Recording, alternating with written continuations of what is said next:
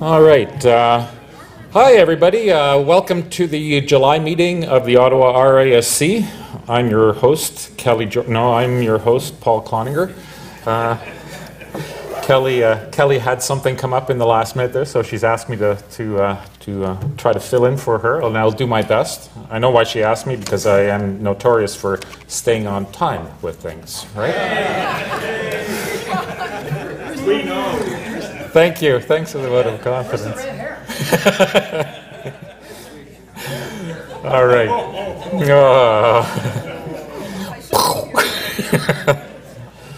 All right, so we have a good program for you tonight. We've got a bunch of really cool info for you. Actually, I've got my schedule. There we go. That's my introduction there. Dave will do his usual awesome job on Ottawa skies for us.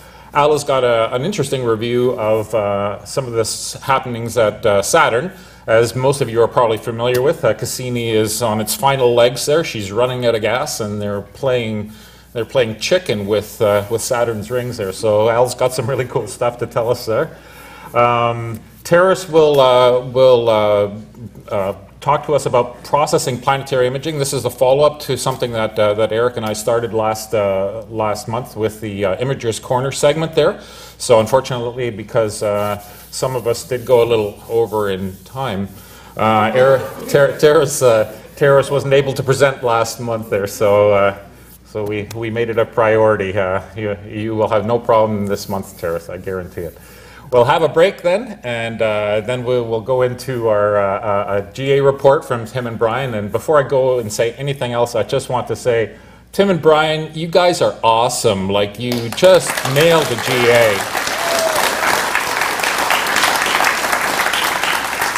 We couldn't have had, I don't think we could have had things go much smoother. You guys just aced it, and I look forward to your report there. And I know there were a couple of, there's some really good images there, and just a lot of good stuff that came out of that. For those of you that didn't have the chance to attend the GA, it was quite an event, and I think everybody enjoyed themselves. David will also then give us an update on FLO and where that's going, and then we'll have our usual observations and announcements at the end there. So, moving right along, because I do like to keep on time. Welcome two new members to the club, Leah Eustace and Michael Garrison. If you're here, thanks for joining our crew. And so far, 34 new members in 2017. So, yeah, we're growing, and I think some of the activities that we have going on in the club, vis-a-vis things like FLO and SmartScope, etc., I think are really getting people's interest. So, yeah, I think we're on the right track here. So, welcome again. All right, without further ado, Dave is going to talk to us about Ottawa skies. Are you familiar with the new one here? No. So forward, back, laser. Forward is the top Yeah. one? Yeah. Perfect, okay. I think I can handle this. The screen goes black. I know Chris will fix it for me. So good evening. Let's take a look at what's happening this month. So our full moon is going to be on Sunday, July the 9th. We have the Delta Aquarids meteor shower, July 28th and 29th. And best viewing is after midnight, as the crescent moon will have set by then, and they will appear to radiate from Aquarius. Mercury. Normally it's not particularly visible, but we do have the greatest eastern elongation on July the 30th, and you look for it in the evening sky just after sunset, and you may be able to get a picture of that. Venus is visible in the early morning sky all month. Mars is not visible. Jupiter is visible all month in the evening. Saturn is visible all month. Uranus is visible in the early morning all month, and Neptune is visible all month. Best viewing date for the International Space Station. Maybe one of these days we won't have as much rain. Boy, it's been a brutal month. And this is early morning, 3 o'clock in the morning, on July the 12th. There's a picture of where it's going to go across the sky. And instead of a cartoon, I found this little play on words, and I thought I'd share it with you. Okay, thank you. Thanks, Dave.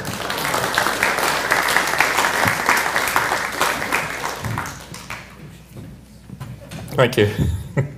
Nice shot, actually. It's not mine. You didn't have to say that. You could have taken credit. All right. Go. And up next is Al Scott with his 10-minute astronomy. And I want you to stay on time, right? All right. Only 10 minutes. Only 10 minutes. 10 Paul minutes. Okay. So, tonight I thought I'd step back from a lot of hard science and give you something that's arisen out of the Cassini Mission. Maybe a bit of a retrospective on the Cassini Mission. For those of you who don't know, Cassini is a space probe that's been orbiting Saturn for about 13 years now, and this is an artist's rendition of the Cassini space probe in orbit about Saturn. And so it's running out of fuel. It's nearing the end of its useful life. And so they've decided to spiral it into the planet and end the mission that way. And the reason is that there are some of the moons that, and the science that Cassini has brought forward on some of the moons of Saturn has shown that potentially life may exist there, or may not, but Cassini hasn't undergone the sort of super sterilization that some of the more recent space probes have gone through, and it wouldn't be great if that spacecraft smashed into one of these moons to end its mission, because then it could contaminate them, and future studies would have difficulty telling where if they did discover any sort of microbial life, where it came from. So, using its high gain dish antenna, and I think right here, using that as a shield against icy particles, Cassini dove in between the planet and the inner edge of the rings. It was moving roughly 124,000 kilometers per hour, fast enough to travel across the continent in less than 2 minutes, actually, and hoping not to hit any ice particles. Theories were that they're inside the visible edge of the disk. There really weren't very many particles. They wouldn't be stable there, so there shouldn't be many of them. It's done this now a couple times. It's going to repeat this until about September, diving between the planet and the rings about once a week and taking more information. The trajectory took it around 300 kilometers from the inner edge of the D ring, which is the innermost ring, and about 3,000 kilometers from Saturn's cloud tops. So there's going to be 4 future passes. There were 4 passes through May, and then early July, closest to the D ring. The exact placement is going to change with each orbit. The images are available on the Cassini webpage in raw format, and as they come out in more detailed format, in more processed format. Scientists are going to use the data from this, the final 22 orbits, to measure the mass of Saturn's rings for the first time, inspect the planet's atmosphere, and try to derive information on Saturn's internal structure by studying its gravitational field. So I'm going to go through a few of the images. There are a lot of really cool images, especially of the ring system and the close-ups of Saturn, of the ring system. But I didn't put the ring system in here. I decided I would focus on the moons of Saturn more. But before I get into the moons, I just want to show you this. This is just cool. This is the polar vortex of Saturn itself, viewed from 380,000 kilometers out. The vortex is about 2,000 kilometers across. So these are clouds on the pole of Saturn. And it's an amazing image. So moving through the moons roughly in order from largest to smaller, this is Saturn's largest moon, Titan. And this is actually an infrared composite. The infrared imager on Cassini can see kind of through the haze and fog down to the surface, where the surface of the moon is covered in lakes of liquid methane.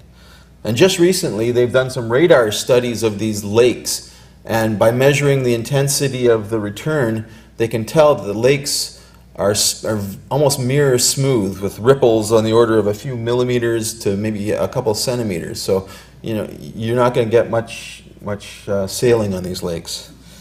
The winds are low. So here are three of the next larger moons. We have Rhea, Dione, and Tethys.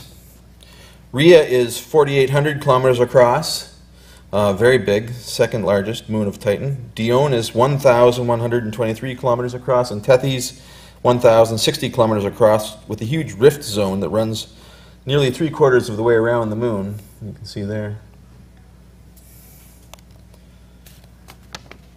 This is one of the most interesting moons of Saturn. This is Enceladus, or Enceladus. I'm not sure where the emphasis falls. It's 504 kilometers across.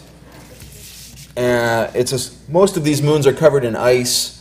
This one is covered in ice, but it also has these fissures in it, and it's been observed to be emitting icy brine from geysers, which is really interesting. And it's believed that Enceladus has a subsurface ocean. Currently, our best estimate of the ocean itself is about 10 kilometers deep, under 30 to 40 kilometers of surface ice. And this is heated by geothermal processes and insulated by the ice. So it's possible that there could be life down there as well, but awfully hard to get down there to find out. This is Iapetus, a very intriguing moon with basically it's got a stripe around the equator here. Not sure what this moon is. We know that this mosaic taken on December 31st, 2004, the moon is 734 kilometers across. And one side of this moon is dark black as velvet, the other side is bright as snow.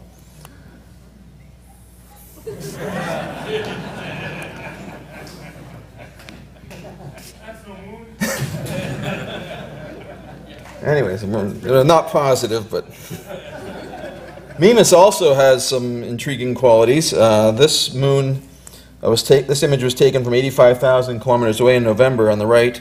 Mimas is 396 kilometers across, and here you can see it on the left next to Saturn and the rings. This is one of the smaller irregular moons called Pan. These are two different views of Pan, acquired on March 7th by the Cassini narrow-angle camera at a distance of about 25,000 kilometers on the left and 37,000 kilometers, sorry, the other way around, 37,000 kilometers on the left and 25 on the right. So what's going on here? This is a weird-looking moon. So Cassini scientists think that Pan formed with the rings, in the ring system, as the material was agglomerating out onto it, kind of clearing a gap in the rings, so it actually is in the gap of the rings. So Pan probably has a core of icy material that was formed when the ring system was younger and thicker vertically. And now it's just, the rings have gotten thinner as the system has gotten older and collapsed gravitationally down to a much thinner disk. And so now the thin disk, sorry, I need to go back. The thin disk has accreted out and just continues to accrete in the equatorial region of Pan. So this is just kind of snow falling on it from the rings. And because it doesn't have enough gravity to pull it down flat, it just stays like that. So a very intriguing system. This is Phoebe. Phoebe is 213 kilometers in diameter. This is an image from 2004. Its 18-month orbit around Saturn is inclined by 175 degrees, so it's effectively retrograde. It's going around the opposite direction. And scientists think that this is a captured asteroid, or from the Kuiper Belt, or a centaur, as they're called in that area. This is Atlas, another Pan-like moon, 30 kilometers in diameter, just outside the A ring, which is the outermost bright main ring of Saturn. This was viewed on April 12th from 11,000 kilometers away. This is Pandora. Pandora image was captured December 18th. Pandora is 84 kilometers across and orbits just outside the F ring, which is one of the narrow rings. This is an image of the moon Daphnis, which is 8 kilometers in diameter, and you can see it kicking up waves in the ring of the Keeler gap. The gravitational interactions here are really interesting. This is Hyperion. I think we've seen this image before. An amazing image, actually, viewed from 326,000 kilometers away. And Hyperion is 270 kilometers in diameter with a chaotic rotation axis, as though it may have had a recent collision with something else. This is the moon Janus. It's 180 kilometers in diameter, and this was imaged in April of 2010. These are a couple images of Prometheus with rings in the background. Prometheus is shaped kind of like a giant potato, 86 kilometers across, orbits just inside the faint F ring. These two moons are Telesto and Calypso, and these are interesting in that they actually co-orbit with the moon Tethys in its leading and trailing Lagrange points, so basically 60 degrees apart in the same orbit. Telesto is 25 kilometers in diameter and Calypso is 21 kilometers in diameter. This is the moon Helene, seen from two different angles, one with Saturn in the background and the other looking out to space. Helene is 35 kilometers in diameter and is also in a Lagrange point of the moon Dione.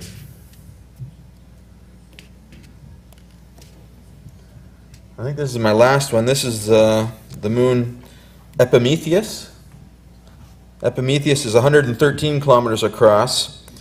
In this image, it's over the A and F rings with Titan in the background. You can see the haze and the fog of the atmosphere of Titan in this visible image. Do any of the moons have satellites of their own? Not that I'm aware of. The question is, do any of the moons have satellites of their own? I'm not aware of any that do. But Titan itself is similar in size to Mars, so it's a huge moon. And this is a close-up of Epimetheus with Saturn in the background.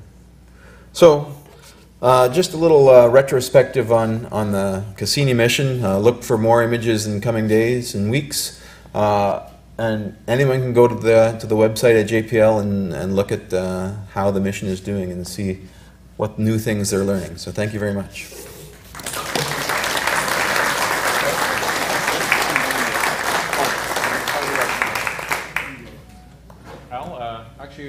Chris just tells me that we're, it must be my crack the whip on staying on time. It says we've got time in the first half, so if anybody has questions for Al on his 10-minute update on the moons of Saturn there, feel free to shout. Al, was there any information on the moon Helene or Helene regarding those striations, which are clearly going straight down slope into what are presumably impact craters? Given that it's only 35 kilometers across, it must have almost no gravitational fields. Is there any information on what those things might be? I didn't dig into that too much, but yeah, it's very picturesque too. I don't know what's causing those striations. No, if they had any idea, they'd have probably put it up front. Yeah. This is a future talk, son. That's right. No, that one's a mystery. I had one, Al. The moon that you showed orbiting in the Keeler Gap, or possibly creating the Keeler Gap. Daphnis. Yes. Daphnis. Yeah, it showed the gravitational ripples of its passage, but only on one side of the ring plane there, whereas it was smooth on the top. Is that an effect of perspective, or is it the difference in the size of the particle distribution in the different rings? Do you have any idea? I think there's waves in front that you just can't see. I have a different picture of this at home. I'm pretty sure there's waves. It's due to the direction of travel. Okay, so someone has said that it's due to the direction of travel. I'm not sure exactly, but it could be that there's waves on the other side symmetrically. Okay, cool. You'd have to look at the picture. There is a picture that's bigger, it's wider angle in this. I'm pretty sure I remember seeing the waves on the front side. Yeah, It's interesting you could be if right. you look at the ripple right over on the right-hand side. The ripples are in the light layer. And if you look on the right-hand side leading towards the moon, you can see that light layer cuts across the overall layering in the rings. So the ripples are confined to that light-colored layer. The light-colored layer doesn't exist on the other side of the gap. For some reason, the material in the light-colored layer is what is rippling. I think the lightness might be in part due to receiving sunlight at a different angle, because there's not only a lateral, there's often a vertical component to the disturbance, so you can end up with the ripples curling up a little bit at the edge, and then you can get a little more direct sunlight that way. Yeah, that's a good point. There's also an interesting piece on that moon. I don't know if that's an imaging artifact or not, but if you look to the lower left of that moon, it almost looks like there's stuff trailing it or being kicked up. Yeah, see that faint arc? I actually have never noticed that in pictures of Daphnis there. Yeah, don't know if it's like just sort of part of sweeping up material as it passes through there, or it's hard to say. And that's also, it's interesting, all these moons are sweeping up material, and some are losing material as well, and that was one of remember Iapetus, the one that was the Death Star. The reason it was white on one side and dark on the other is the white is the forward side as it impinges on the snowy ring particles, and the dark was the trailing side. Interesting. Wondering if you could comment on, Can you use the handheld mic? Do you want to, where's our question first? Sorry. It's interesting to me that sacrificing the Couple of rows there. Hang on, there you go.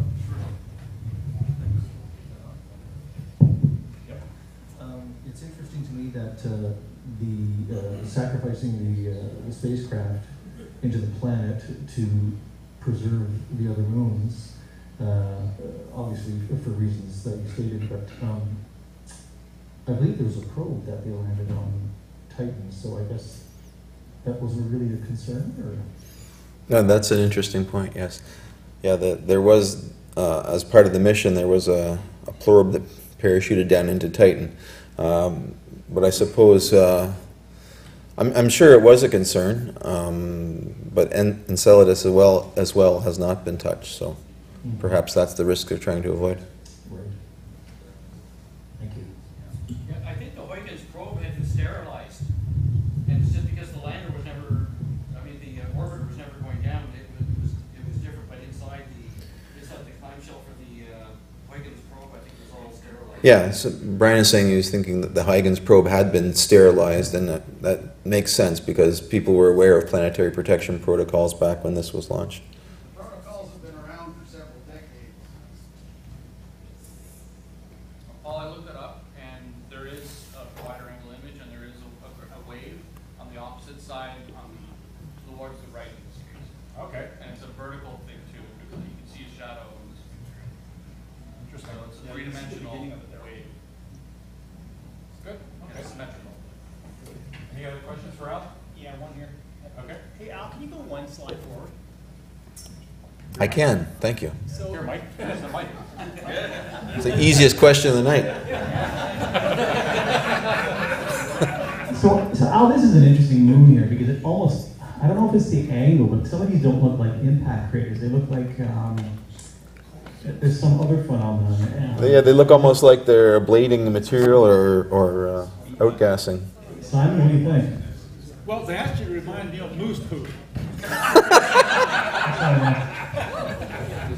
No, it turns out that if you're actually up in northern Canada and you find yourself on a snowbank, snowbanks are actually covered with these kinds of holes where the moose have pooped, and then sunlight on the dark poop actually warms the poop up and they begin sinking into the ice.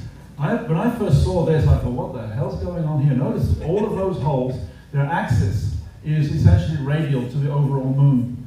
And I'm wondering if what there was were actually dark, could be impacts, they could be what they call tholins, which are hydrocarbons left after a certain amount of sublimation has occurred.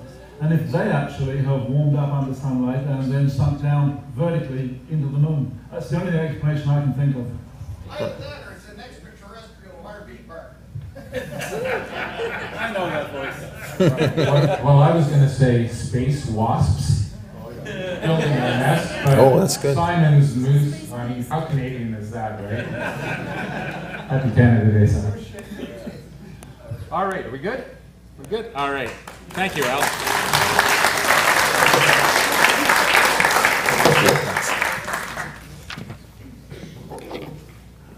All right. Ooh, I don't need two of those on. Put that down before it caused some crazy feedback. All right, so next up is Taras, and he's going to talk about some of the excellent planetary imaging that he's been showing us in the last little while, especially Jupiter, and he's going to tell us how he got there. So without further ado, Taras. I don't know if you know this. This is forward, backward, and laser. Hi. First of all, thanks for the opportunity to talk, and I really appreciate it. It's my presentation, which was supposed to be 10 minutes. It might not last much longer because I haven't added too many other slides, but let's aim for 15. So I will make a general overview in this presentation of the process without getting into specific details, how each of the steps is done, and any particular algorithms. Just generally, I'm gonna try to describe the process from the start, from the beginning to the end. And later on, if you have questions, I'll be glad to answer them. Or if this invokes any interest, then maybe I'll extend it later in next conversations like this in the future. So let's start.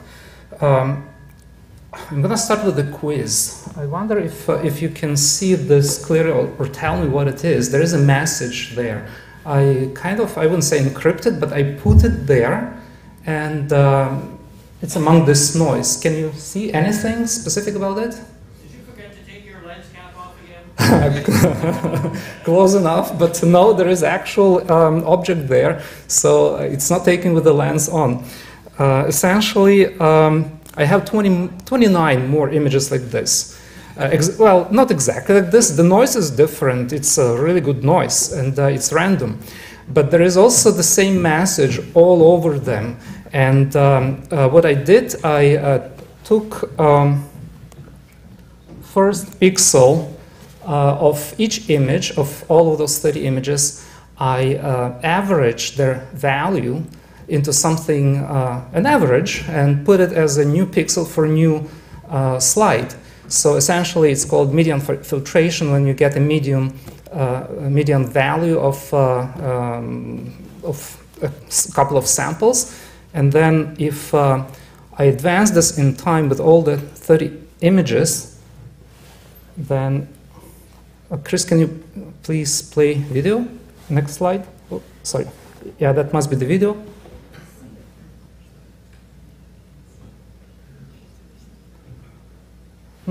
Well, it doesn't look that well on the screen, but essentially there is a information word encrypted on it. I think maybe because of gamma is a little bit different. So essentially this is what it was supposed to be like. And this is actually the next step. So after doing this stacking, this averaging, what I do is I'm trying to extract even more information from that image by stretching the histograms here, which means that I'm making a little bit darker things much darker and a little bit brighter things much brighter. So by doing that, you can clearly see now that some information comes out of that image. Essentially, this describes from A to Z what is happening with planetary or any type of imaging taken from very, very specific dark and limited seeing and so on conditions.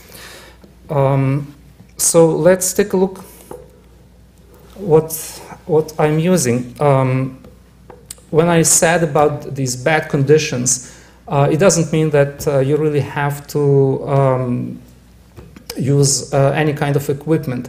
For planetary imaging, it's really important that you try to get a little bit better equipment, a little bit better camera, and a little bit better filters, because everything adds to the quality of that information that you get. Essentially, what you get as that information really mangled with that noise is your pictures, your frames. So my setup, it's just, well, I can't afford really expensive things, but the advanced AVX mount used for tracking, and it's of course equatorial mount. I'm using 8-inch Schmidt-Cass mead, and I use camera with T-ring and a lens attached to it. Now there is a different ways of taking the planetary images. You want something which is well zoomed in, well enlarged for the sake of the size. There is a limit to that enlargement, though. There is atmospheric conditions specific to us which might not be allowing you to get past, let's say, 300 times magnification. So I'm using, particularly for this case, it's a Hyperion lens, 5mm lens, attached to the regular camera with a T-ring, and there is a little bit of disconnect because the T-ring comes with M42 thread, while this lens comes with M42 and M43. So there is a ring in between which joins them together. Once it's joined like that, it's easy to insert it into 1¼ inch scope with proper diameter. And you will have, particularly in this case, so my scope has 2000mm focal length, so it gives us roughly 400 times magnification, which is way above this limit. But, well, we can try, as I said, to extract maximum from that information as we get. Another way of taking planetary image is using the Barlow lens. Barlow lens, this particular one is like a horrible 5-time magnification. It's really not something commonly used, but it does enlarge the image to the extent suitable enough for, unlike with the lens, for direct projection in this case. Because with lens you do a focal projection, the lens itself enlarges the image, while with Barlow you just simply get exactly what comes from the scope, and you might want to use sensor cropping mode in that case, because the size still will be pretty small. Again, sensor cropping and the details, it might be part of next presentations if you want to see more or know more about that. So this is exactly what then with a 5mm lens, what the typical location and typical size of Jupiter will be like when you look through the lens with the camera through the telescope. It's pretty decent size. It's slightly larger than size of thumbnail from distance when you extend your hand. And again, at 400 times magnification, what we are limited at is actually only seeing. So the lens usually gives sufficient quality for even like 400 times magnification that it could show you those details, but because of poor seeing conditions, which we usually have here in Ottawa, it's difficult to get crisp image, as you know, just by looking through the scope. And yeah, well, this is typical frame from what the camera looks at. I said frame because, as you saw with those 30 images, there is lots of noise. There is lots of noise in a particular picture. There is always lots of noise because of different reasons, and the way of dealing with that noise is collecting more and more images like this, either within the span of your sensor, or in this case, with the span of time. So if you can take 30 images per second, which is video, and you can take a couple of minutes of that video, then you have sufficient material to deal with and to stack them and to extract that information. Chris, I'm not sure if this is video, if you can play it.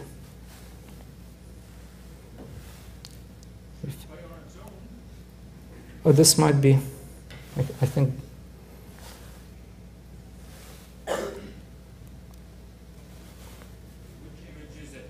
I think it's this one, yeah.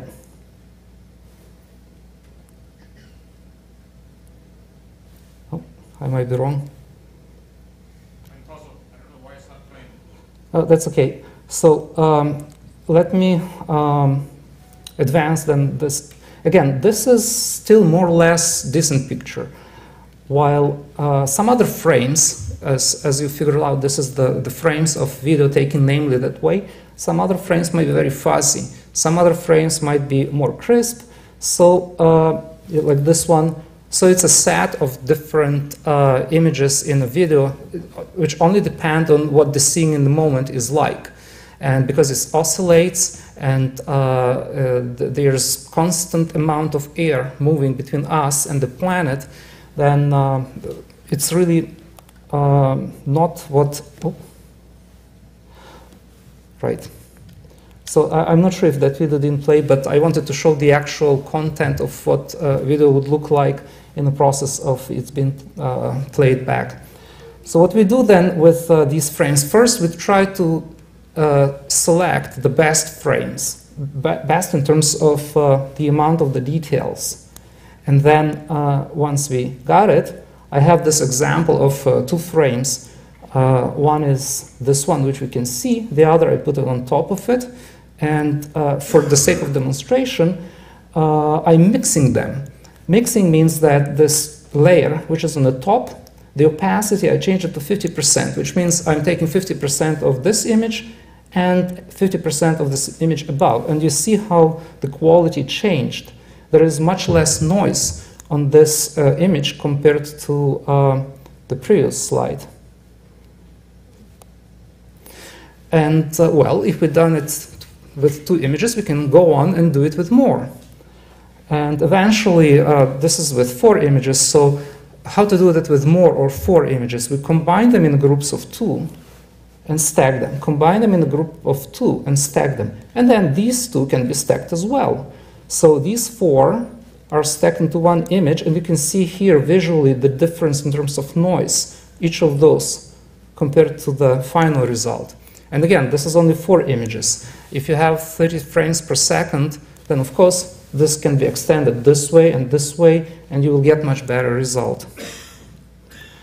And again, this is the very same image as on the previous slide, just side-by-side comparison. One of those 4 frames compared to the result. You see how much smoother the image is. There is less noise. I wouldn't say there is lots of details on it yet.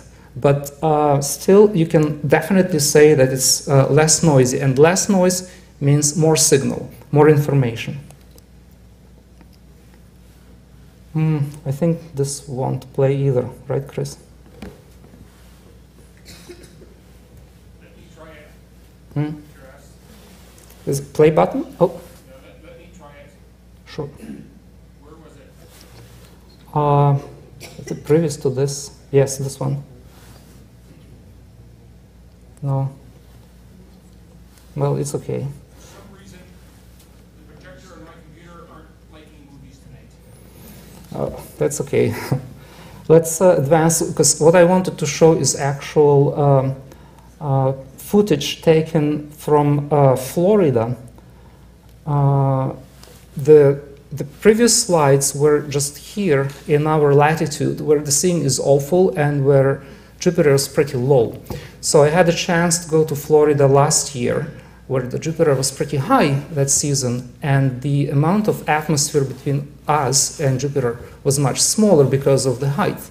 And on top of that, the Florida air is different from ours. It's not as subjected to the oscillations because of a large body of water surrounding Florida, and there is more this latent flow which keeps things stable. So the video compared to one which we couldn't play from Florida would have showed you the difference in quality, but I think we'll... yeah? If people can bear with me for a second, I'll play it some other way. Sure. Hold on a second. Mm-hmm.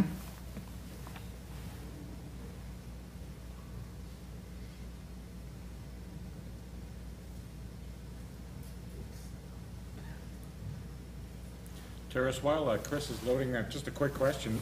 When you were talking about combining, you combined pairs and then you combined the combined pairs. That's right. Why did you do that as opposed to just taking all 4 and combining them? I'm not doing that actually manually. I just for the sake of showing what the mixing is like. Okay. I usually do that with the software, which has much more, I think, sophisticated algorithms than just that. It was just for the sake of demonstration what a simple medium medium type of mixing would give as a result in terms of noise reduction. Okay, thank you. Oh, yeah, that's one from our latitude, which most likely was taken from FLO. I think this was actually around March. And you see, well, this is video of exactly what you usually see through the telescope. There is some details, there is some shimmering, there is some instability, and you still can see the weather bands, but that's it. So this is that noise and very little of information that I was referring to. While the other video for comparison from Florida is quite different. It's not as bright because this is larger magnification, but you can see now the secondary weather patterns here, a little bit of bluish color of the gases between the two belts, and it's crisper. Some of those frames, when you just stop them, they turn out lots of, they would show up lots of details. Thanks, Chris. If I guess we can go back to the main sequence now. Oh, there you go, thanks. So that's a typical footage, which would be nice to have. If you don't have it, then, well, we'll deal with what we have. And how do we deal with that? Normally, I'm taking 5, maximum 10-minute long videos, 30 frames per second, but that video by itself is not good for handling. So first thing I do, I cut them into 10, sometimes 20 minutes chunks using this free software. Not only it's convenient for cutting the lengthy video, but also for converting it from MOV file into AVI file. I'm trying to use the maximum settings for the recompression, because when it's done, the data is converted from one compression format into the other, and I'm trying to use the other compression format at the maximum settings, so minimum conversion, but it's the format which a processing software later will use. And again, it's a little bit too dark image, but it's okay. It's actually even better in some cases when it comes to wavelet processes. First step, which is the actual processing step with Rabarskyi software, is to set the align points. There is an automated way of doing that. You just load your image, you push this button here, set points, and it provides you with automatically selected like hundreds of these points that the software thinks they're critical because they signify some details.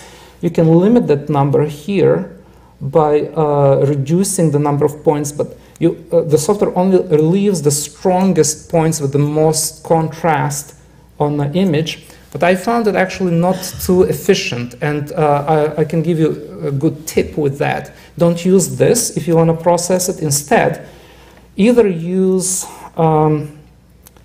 alignment by the center of gravity, or combination of alignment by center of gravity plus minimum amount of these points. So what center of gravity would mean is that this image has some luminosity.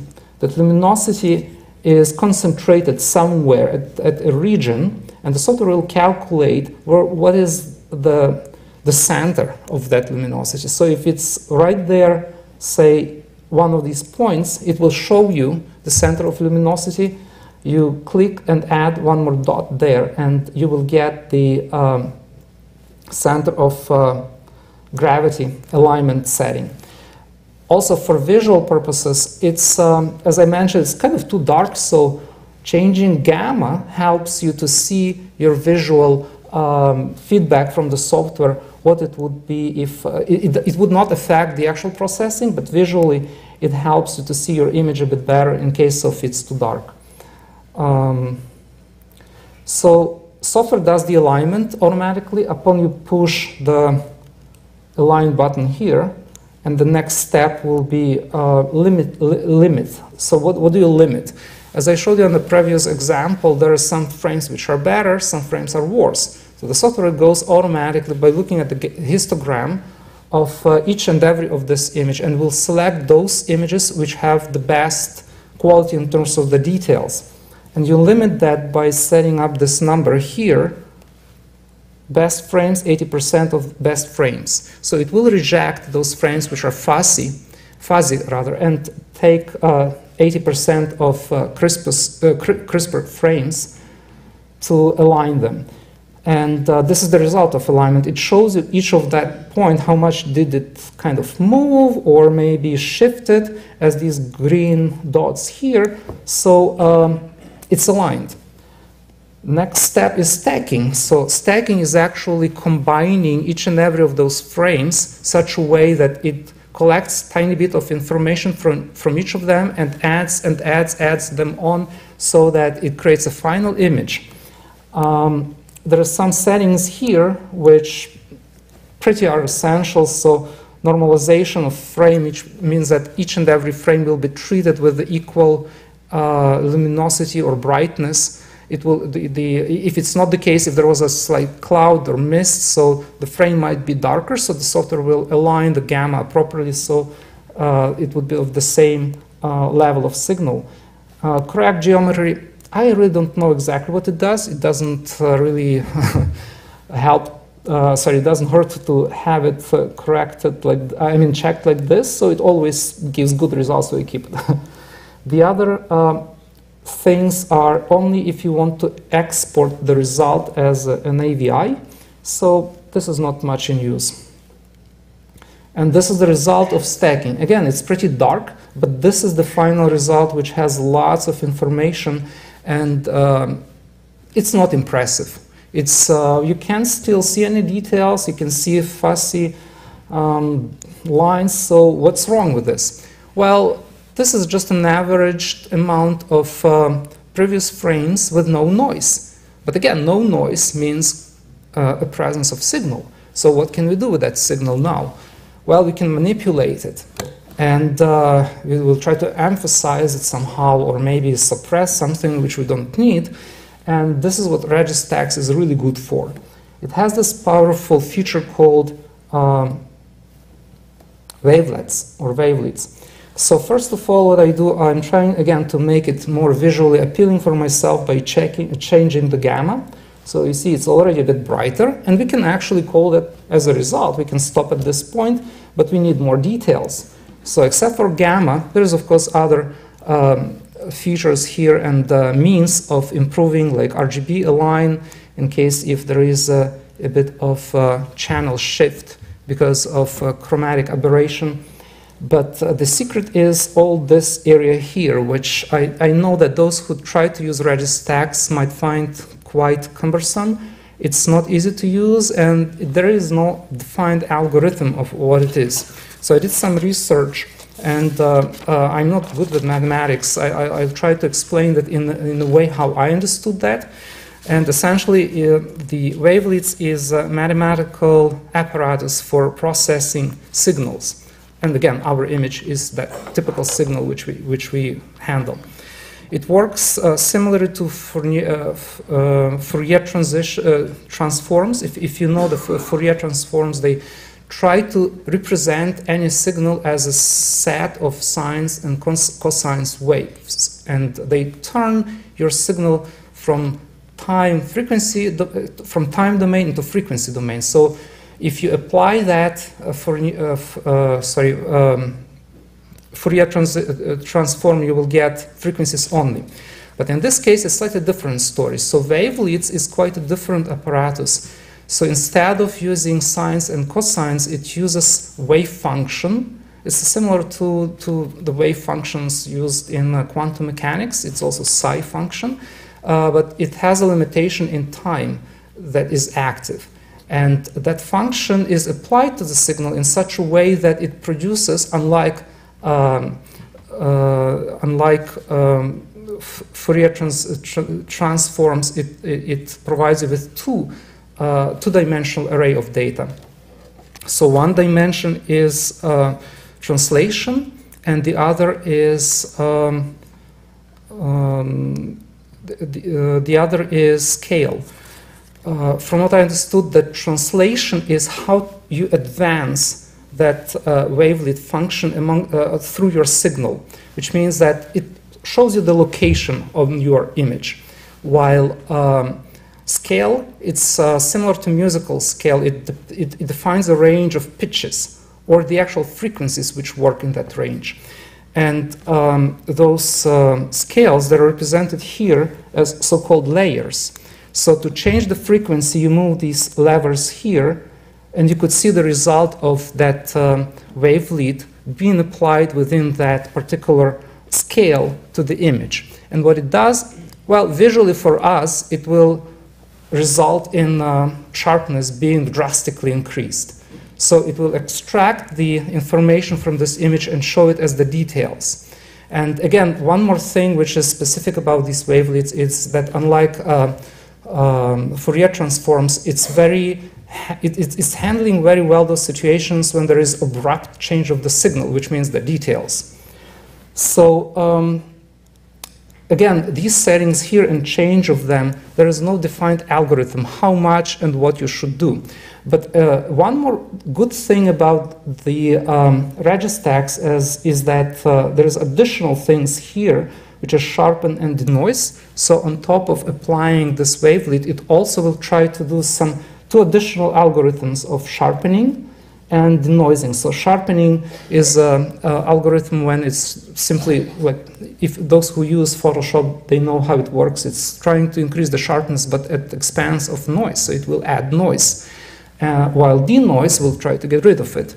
Apparently, combination of them will give you better results than just applying the wavelets themselves. And on top of that, there is even yet better way of handling it. It's when you use linked wavelets. Again, it's difficult to explain without getting into mathematics, but there is algorithms on the web which tell you exactly what to do. Like go there, change this to linked wavelets, move this to the amount until you see this and that, and then do this and this. So essentially, they give you idea how to handle that without really overdoing that or not doing enough. And this is more or less what the process looks like. So the very same gamma panel, the histogram, you don't want this to get too much here because it would be too much of a contrast and most likely that overdone situation. Yet you would try to keep these more or less of the equal shape. These are typical settings for this particular image. There is a way of saving them here. So next time you process another batch, 10-second batch like that, you will be able to use exactly the same settings. And you have the result as perhaps something close to this. You see that again, this 10-second video which was processed, it's only 10 seconds, which means there's still not enough information, and a lack of information result, again, in noise. So we see more details, but again, there is more noise coming out of it as well. So what do we do then? Well, we take 10 seconds, 10 seconds, 10 seconds, and then we combine them in Photoshop, again, in the manner as I described above. So we simply stack them manually. You can use the same Rabarskyi to restack them, but I found that you have more control in this particular case with Photoshop. And this is already much better looking result with only 2 frames. And if within 5 minutes you have, let's say, 10 frames or 20 frames, then the result might be getting pretty impressive. So this is the final result of stacking, if I'm not mistaken, 15 frames of the video taken back in Florida. Nice. Thank you.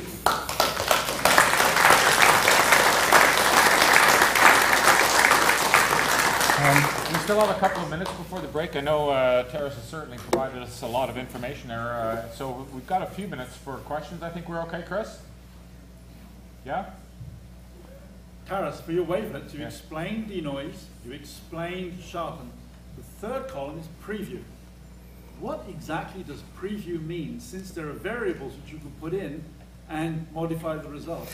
So that third button, preview, it shows what exactly is that scale that this layer is active on. When you click that preview, it actually highlights your image in such a way that there will be two colors, red and green, showing which areas will be affected the most.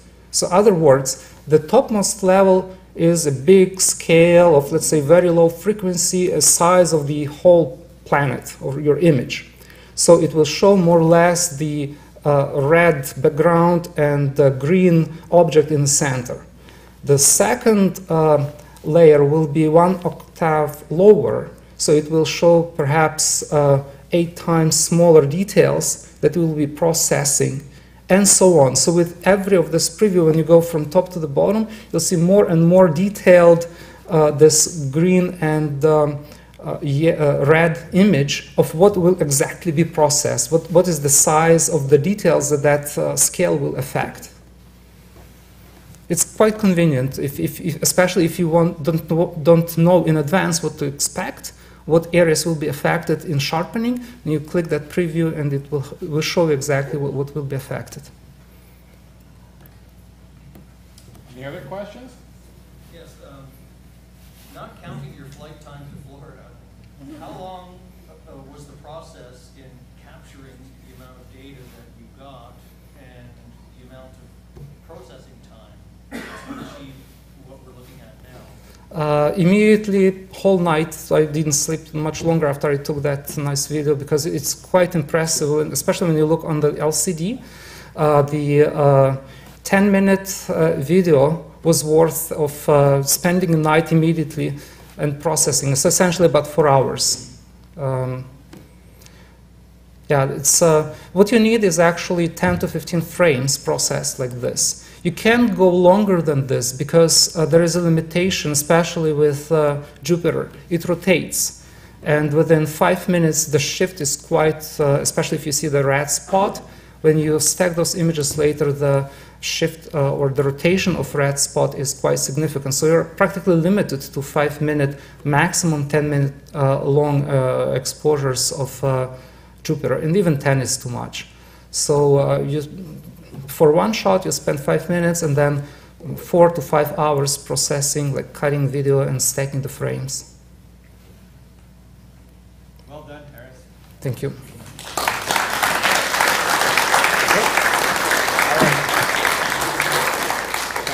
If you'd like. All right, so moving right along, because I do like to stay on time, we are going Some to... of us do. Yes, that's right. Right, shove off. And here's trouble, right? Shove off. There we go. I'll be timing you. Oh boy, here we go. All right. Go for it, Brian. There we go. Thank you. Thank you. Where's the kilt? Yeah, it's still hanging up, drying out, and all that kind of stuff. When we were, remember when we were organizing this this General Assembly, and we went through some angsty periods wondering, boy, are we going to get the numbers? Because we had kind of a nominal number of 130 all told, and if we had 130 all told, that was our kind of, we hoped it would be kind of the break even and everybody would be proud. I had a number in my head of 147 and a half people. That was the number I had in my head. And not too long before we closed off the registration, I remember Tim calling me up and says, well, we're over the 80 mark. And I thought, holy moly, right? And then it grew. Most of these GAs, from what I can understand, run about 165-ish people, something like that. Our registrations started rolling in, and they rolled in, and they rolled in, and they rolled in. We ended up with 240 registrations for this General Assembly. So, you know,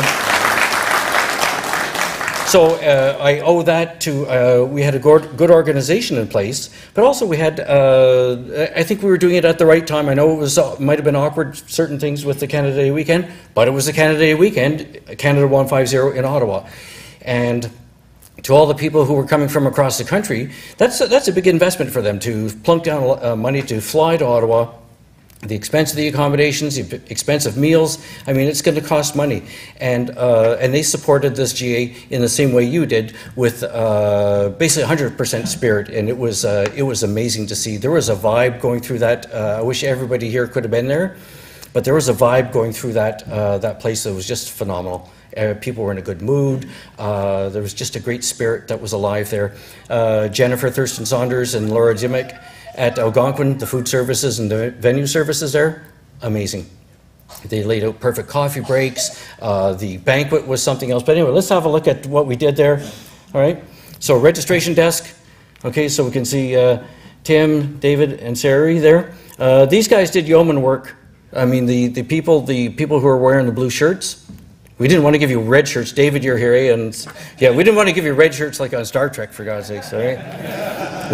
We actually toyed with colors. Oh, red looks nice with the badge. Oh, no, we can't do that. We can't do that. But anyway, these guys did a lot of great work for us, and sometimes it meant stepping back from the desk, and I'm thinking of you, David, right now, to take care of somebody who needed a little bit of extra assistance, and you stuck with that person until they were sorted out completely. So just, David, a tip of the hat to you for doing that. Chris? All right. So there we were. We had a beautiful room set up there. The arrangement was nice. It was. I was trying to imagine this in my head, even though Jennifer had told me how everything's going to be laid out. But it was great. We're getting ready for the keynote presentation. Tim, as president of the Ottawa Centre and vice chair, our vice chair of the organizing committee for the GA, got up, welcomed everybody to Ottawa. And we're just about to introduce Ken Hewitt White. I'd be introducing him in a moment. The telescope there, Gary Boyle very kindly brought his telescope in. That's one thing that Ken Hewitt White had wanted to have, just as a bit of a prop. And Gary also drove out the next day to pick up our banquet speaker, Nadine Massé. So let's go to the next one, please. And there's our keynote speaker, Ken Hewitt White.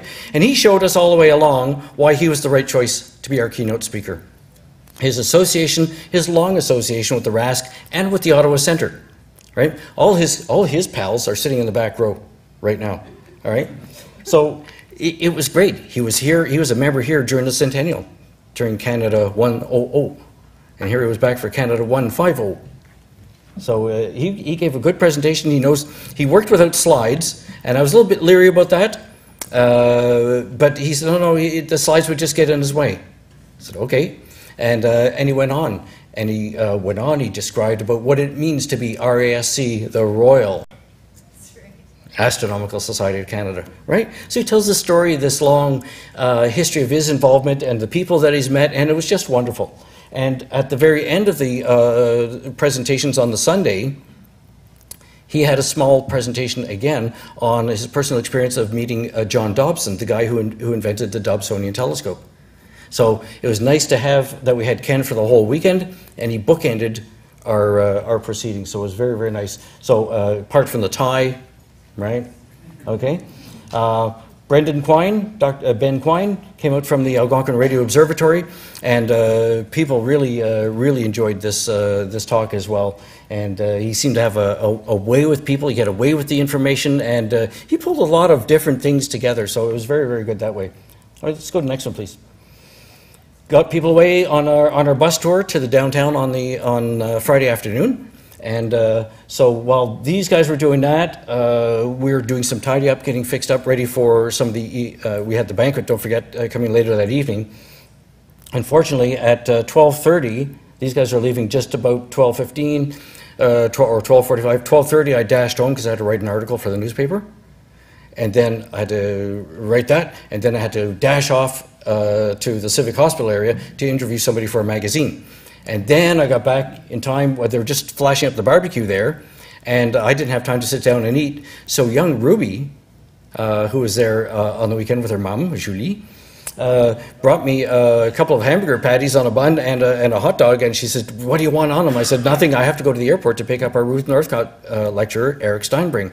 So I'm munching on this stuff on my way driving to the airport. And that probably was a mistake, but anyway, got Eric Steinberg, and we went straight out to the from there. We went straight out to the Star Party and the Diefenbunker from there. I think there's a photo later. But right after the barbecue, or just before the barbecue, Kelly set up the panel discussion. I wasn't there for it. I was still in the middle of an interview.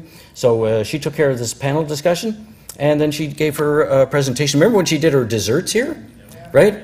baking and beyond, so it was really great. So she did an excellent job. She was also a great helper for the banquet, setting things out, and she actually has a very good memory, much better than mine, so it was good keeping me on track and sorting things out in a more sensible way than I was going to go about it. Let's go to the next one. And she was on time, too. She was on time. Chris, can we back up one, please? Can we back up? So on the panel, so that's Ruby on the panel. That's her there? Yep. So that young lady sitting next to our National Secretary, Charles Ennis, she said she came out and she had been encouraged to go to the GA, so she did. She went out with her mum and she enjoyed it. She's already she was in for a workshop that I'd done, but she's already done her own lunar sketch that she sent me, a sketch of the moon and also one of Jupiter. So she's keen on doing some teaching. So we're going to see more from her later on. Let's go to the next one, please. There's Roman Zioba there who showed up. All right. So we had people from all across the country here that attended the GA. We ended up with lots more muffins. Jennifer had told us at the college, you are not going to run short during the coffee breaks. That was my one big fear. We did not run short. So what we did, once everybody went back in, well, we still had a tray or two of muffins there, so people could come out if they needed something a little later. But don't forget, there were still a few students moving back and forth through the college. So what I did was I invited the students as they passed, would you care to have a muffin? And oh, by the way, guess who we are? So a little bit of outreach with a little muffin bait there. You lay out the right bait, no worries. Let's go to the next one. All right, so we got to the Diefenbunker, and of course, if you've never been out to one of the club's star parties, they do them at the Carp branch of the Ottawa Public Library, and just adjacent to that is the Diefenbunker. So very good interest in this tour for sure, and so it turned out pretty well. We had the sky for a little bit till it didn't last too long, I don't think, eh? 3 minutes. 3 minutes, yeah. That's enough. To an experienced observer, that's all you need, right?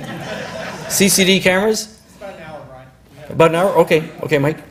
Yep. So it was good. Everybody enjoyed that. And then you forgot to take your magic wands. I bought these glow-in-the-dark wands so you could direct people back to the buses and do your kumbayas, all that kind of stuff. But Never got dark enough. Never got dark enough. Sure, it was dark enough. I tripped over something. All right, let's go to the next one, please.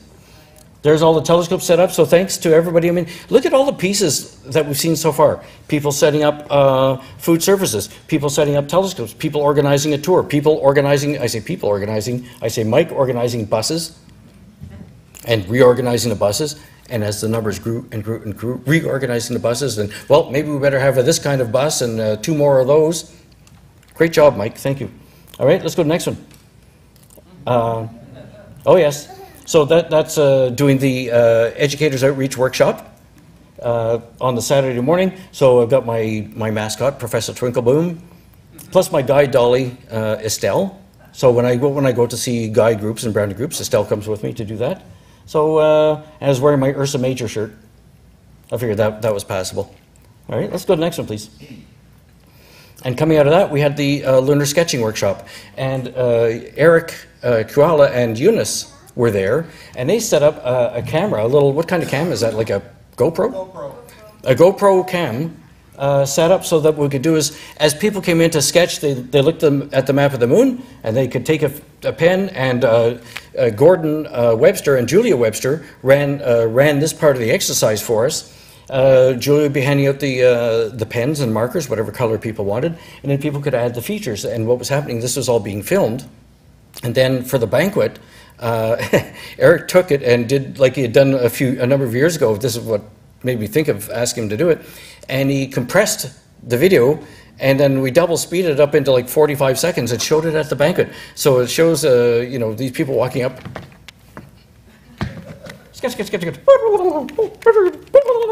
You can almost put the racy piano music with it. That's what I probably will do next time. But that worked out really well. Let's go to the next one, please. Carmen gave a nice talk on Shell Messier. I actually heard some nice comments about our Ottawa. One of the things I wanted to do, of course, was to showcase as many Ottawa Centre presenters as we could, and I heard good remarks about all of the presenters that we put up for that. So there she is, getting her little thank you gift for her presentation there. Okay. Simon had he had a good room full of people, and boy, did people not leave you alone about controversies. Hey? Yep. But people are asking about, but I mean, when you give people a presentation that makes them stop and think, or just, well, wait a minute now, how are you figuring that? Right, gets all the gears turning. So this is what's happening, and people are asking for copies of the presentations. They asked for Carmen's, they've asked for Simon's. So we're going to see which ones we're going to end up making available. All right, let's go to the next one, please. There's our Ruth Northcott lecturer, Eric Steinberg, Dr. Eric Steinberg from National Research Council out in Victoria. And he had done some work up in the Arctic on sighting small telescopes. So he wanted to see, well, where can you put telescopes? How would they work robotically and everything? And it was quite a, there was a lot of nice humor in the presentation. A great guy. And he had worked with my daughter when she was working up in the Arctic, had run into him there. So this is why she thought he might be a good presenter. So it was great. I picked him up from the airport. Oh yeah, that's why I was going with my hamburgers and hot dog in hand to the airport. Picked him up, and then we drove straight out from the airport. Went out to Carp to the Diefenbunker and the Star Party. So he was great. He's already done. Get a load of this. I get this text. What was it? 6 o'clock on. I don't know what the day was anymore. Monday morning. And thanks a lot, Brian. It was great, you know, and I'll see you later. You know, I've got a 6 o'clock flight or something like that. So, and he was gone, so he's back home. And then it was yesterday or today, he sent in his, because the Ruth Northcott lecture, part of your requirement is that you do a companion article for the Journal of the Royal Astronomical Society of Canada. Article's all done, it's all referenced, the whole 9 yards. He's suggesting, well, Eunice was there filming, Eric? So he's suggesting, well, maybe they can match up the film, like put the film up as well, so people can read the article, watch the movie, and it's like a total package. It was great. It was his presentation was very well attended, and I know it was well appreciated. Let's go to the next one, please. Okay, yeah. So National Secretary Charles Ennis, and I'll just point out the sign that's down at the bottom there. That was painted by Jeanette Wagner. Right, she hand painted a few signs for us, so it was really nice. It was nice. There were a few personal touches like that, and I don't know if you noticed on our on one of the other podium shots, we got. Oh, that's what I meant to bring down tonight. Was I'll bring it another night. Stephen and Suzanne Norse did the stills photography for us. What they did was they made a big. I don't know how they did it. They made a big poster of our crest, and then they cut out the inner part of the crest.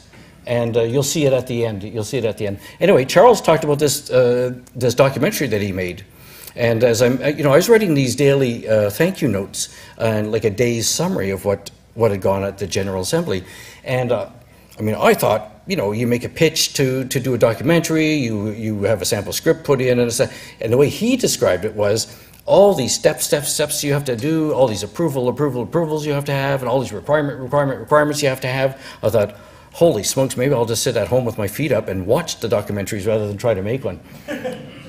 Great presentation. Let's go to the next one, please. Ron McNaughton. Here's a character for you. All right? He likes to do little presentations at all the GAs. I saw him do one in Thunder Bay. You remember that when he was there, Chuck, Jillian? And so he brought his hula hoop along with him. And he was demonstrating, because we were talking about, we had a couple of companion presentation. So this was about the solar eclipse. So he did a little part about how the ancients observed eclipses and how they were learning to predict eclipses. And he used a hula hoop as a demonstrator for the solar system. Let's go to the next one, please.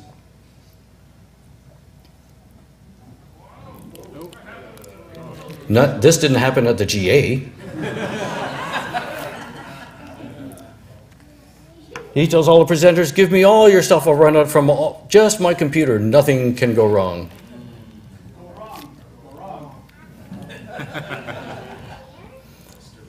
All right.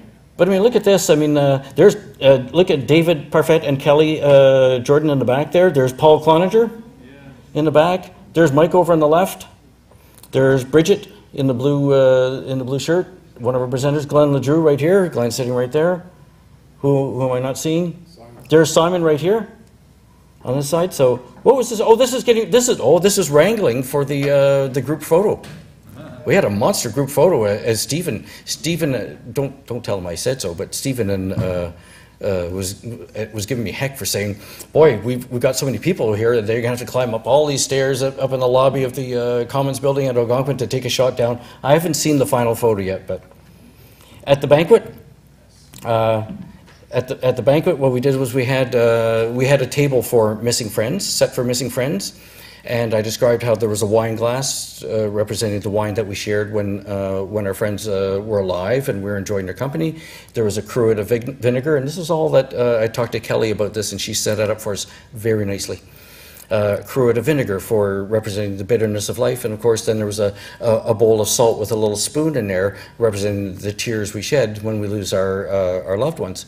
So it was a nice moment. So this was my version of doing a grace for our banquet, and we had with us, of course, Linda Meyer and her son Matt and his wife Melissa and their Babby James, and of course last year we lost Linda's husband Rolf, and he was a comet discoverer and a longtime member of the RASC, good pals with Ken Hewitt White and the gang in the back, right?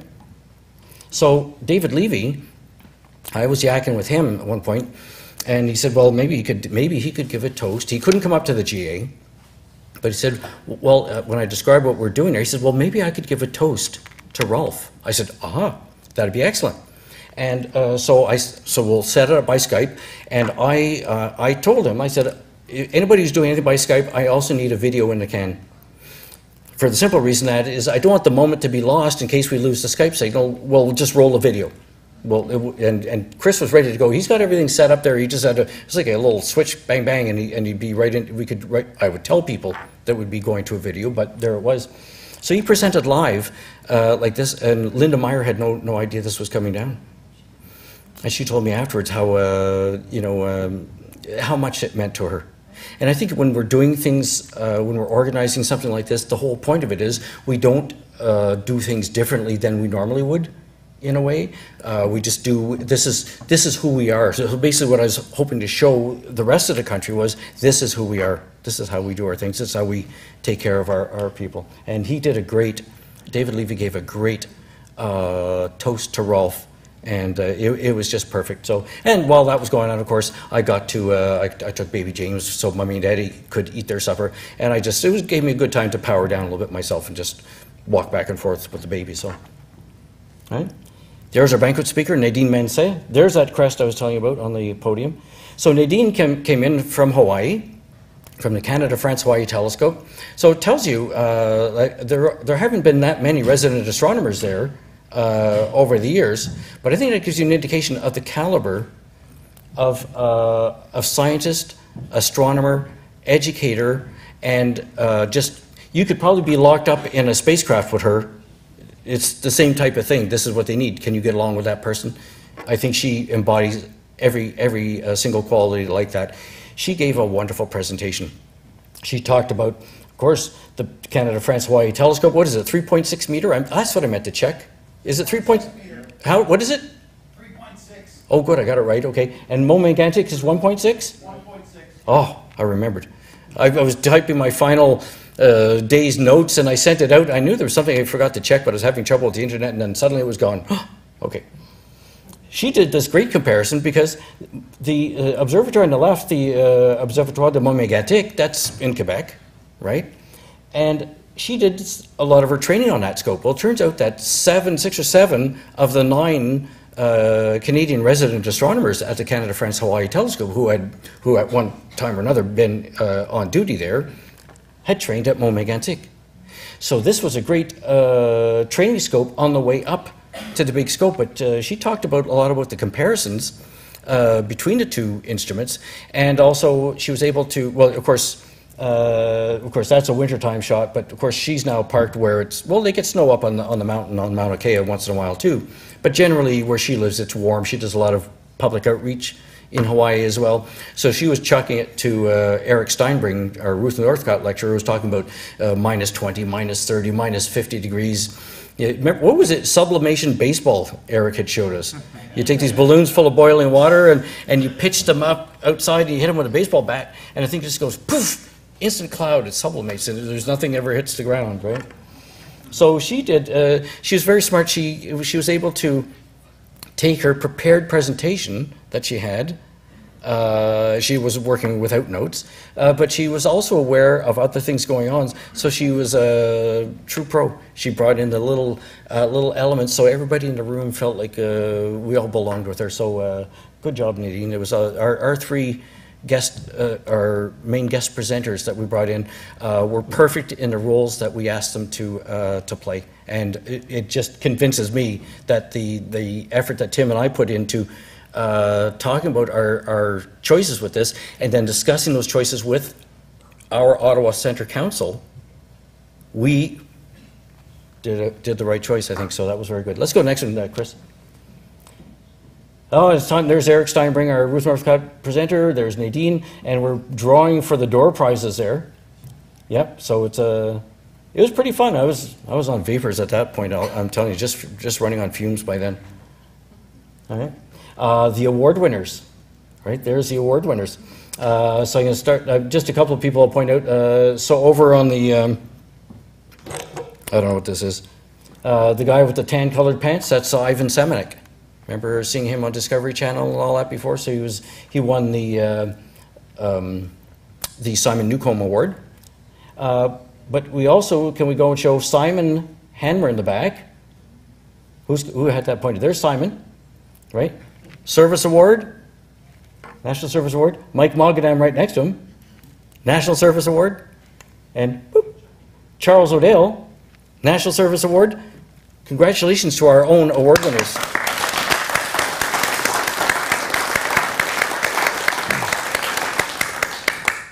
All right, let's go. Is that our last one? There's Suzanne Norse up top, getting ready to take the photo, eh? Oh, I haven't seen this one yet. Oh my goodness, I hadn't seen this. Can you see okay there, Paul? Oh yeah. Do you see anybody you know?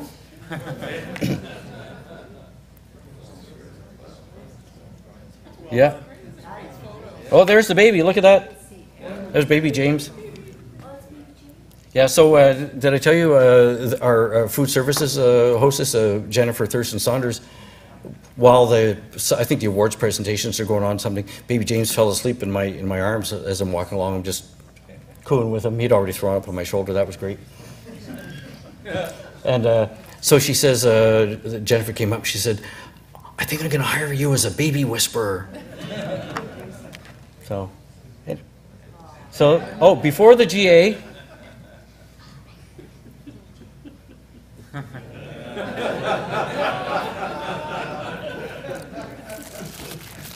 so one thing I'd just like to do, if we could have the lights up for a second, please, is we had some people who were able to offer an outstanding level of support to our GA. And I've already thanked some people privately. They didn't want anything done this way. But Art and Ann Fraser were some who did something. Could you guys come down? We've got a little thing of appreciation for you.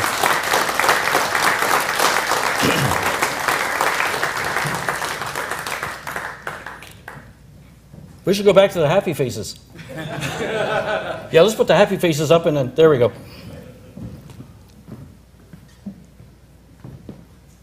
All right. Is Art there? I'm coming. All right. So it says on the plaque here, RASC General Assembly, in appreciation for your support, 2017. So there you go. All right.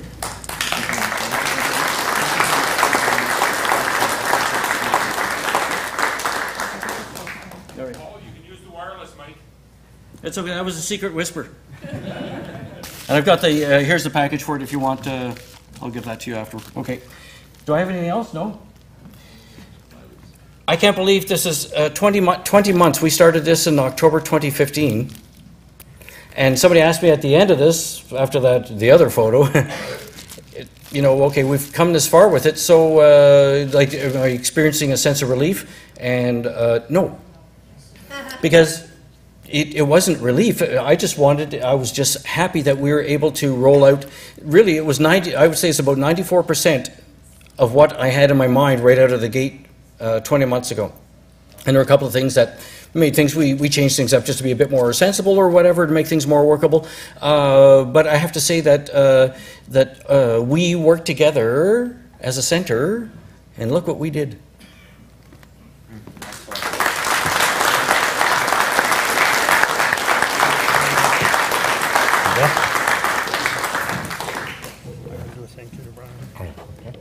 Yeah, okay. Just take that. Okay.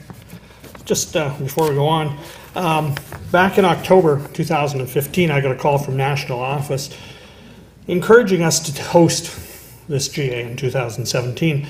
Before accepting, I put out a few feelers, and Brian immediately said that he would love to take on the lead of organizing the GA. I spoke with Bridget on the weekend, so I know there were many times since when he regrets opening his mouth. I also know that Brian was the right person for the job, and the proof was clearly demonstrated this weekend. I don't know how many people commented about how well organized everything was and how smoothly everything ran. Now, I'm sure Brian would agree that it, sorry, can't read my own notes, would agree that it was wasn't as flawless as it appeared, but that's just further testament to how well in hand he had everything. If you were there, you know that. From conversations I've had with Brian, I know that he couldn't have managed without the tireless support of Tim. From dealing with booking rooms to selecting speakers to dealing with National, they made a great team, and they're still speaking to each other. Gentlemen, you've done us proud. Thank you for everything you've done.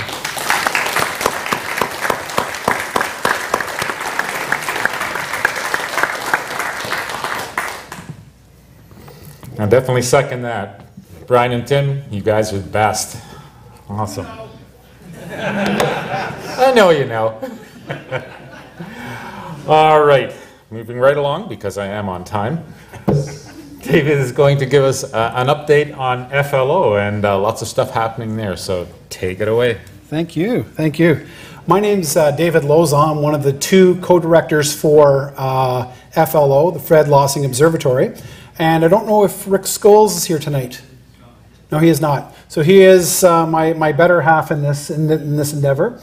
I say that jokingly, but not jokingly. He's really carrying the lion's share of the load right now. So I want to give you a little bit of an update on FLO. Now, just to let you know, the 16-inch, I believe, was put into commission in 1971. I want you to think about that. And Rob Dick, I think it correct me if I'm wrong, it was brought down to Stellafane and came in third place, I believe. Yep. And that's part of the history of this observatory. It started off in North Mountain and was brought to the Mill of Kintail a number of years later. When I joined in '76, they were still talking about the North Mountain site.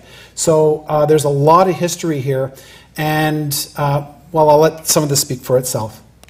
So here's just a little bit of an update on some of the work that's been done since we've been instilled as the co-directors. So first, the bad news. And I want you to note all those little red asterisks that are at the end. That's the work that's already been taken care of. So you can see every few years we have to renew the lease with the Conservation Authority. And I found out of all the leaseholders that the Conservation Authority has, we're their #1 leasee. We are their favorites. And there is no room for any doubt that we will be there for a long time. So that's been taken care of. We had to take care of the lease. We're still working at the final details for a renewable lease automatically. Now, the lawn maintenance, of course, with this wet spring that's been going on since 3 years ago, anyone who does astrophotography knows exactly what I'm talking about. The lawnmower need to be replaced. That's been done. Tree trimming and limbing around the clubhouse, done. The trees cut down around the southern horizon. There's a story with that I want to share with you. In 1982, when they first put in the trees along the horizon, that was done for a reason. The main reason was there was a house off in the distance that had its lights on all the time. So the thought was putting in these red pines would block the horizon. I was there when the Boy Scouts put them in. Fast forward a number of years later where they're towering 50 feet tall. Ross Ferguson and myself kind of chuckled to ourselves, like, well, that was kind of a bad decision, wasn't it? Yeah. So they're going to be cut down within the next number of months. We'll be talking to the Conservation Authority about that. They will be taking care of that. Outhouse need to be pumped. Guard fence around the mound need to be replaced with a sturdier fence. Done. Now, the observatory. Now, this is where some decisions were made long before Rick and I came on the scenes, and tough decisions had to be made with regards to the 16. They were made, and I think that was the right decision, despite how many of us felt about our connection to that scope. So the 16-inch was no longer operable. The electronics were shot, poor polar alignment. What happened was, and I'll explain this in a few minutes, the observatory floor actually cracked and shifted, and that brought the culmination out by a number of degrees. So that major crack in the floor, well, the concrete's going to be poured on that soon to level that all out again. The roof was rusting away, trim clad was put down, and all the nail pops were taken care of. The C-beam that connected, that's for the roll-off observatory. For those that have never been there, there's the clubhouse and the observatory.